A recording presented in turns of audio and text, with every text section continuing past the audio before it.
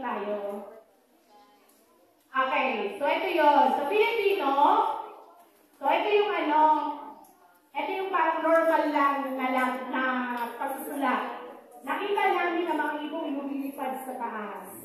So, di ba? Ganun lang ka-normal yung sasabihin natin. But, sa lathalain or picture writing, pwede po natin siyang ganito pagkakasulat.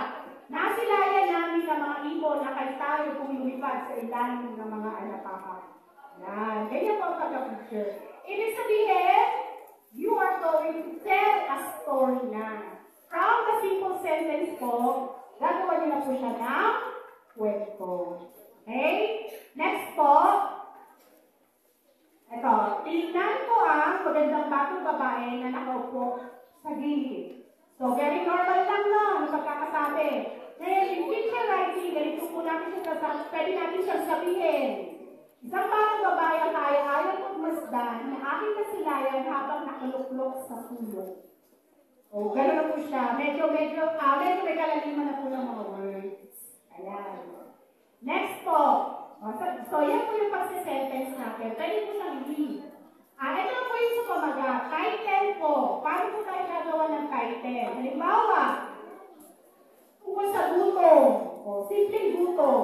Pero pag picture writing na or lathalain, sasabihin natin, kumakalam na sikmura. Diba? So, naiiba po talaga siya. Okay? So, another, simple magandang tanawin. Sasabihin po natin, nakatagong paraiso. Diba? So, ganun po ang susulat sa lathalain. Okay? Nagigets po ba, mga anak? Opo. Okay, next po. Ito, meron po akong example na lead. Possible lead po natin. Okay? So, kumakalan na siguro po yung naging title or pamagat po ng ating picture or lathalain. So, ito po yung magiging lead niya. Posible lead lang po ito. Ito na po yung suggestion ko.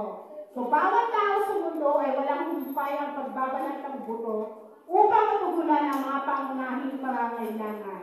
Mga pagkain na kailangan ng ating katawan para bang kahihirap at kamutan. Isang problema na hindi kayang tugunan na dapat ay sapat sa bawat hapang kailangan. So, parang kinukwento ko na simpleng gutom or kalam ng sikmura. So, kinukwento ko na po siya kung ano yung nagiging sitwasyon po niya. Okay po?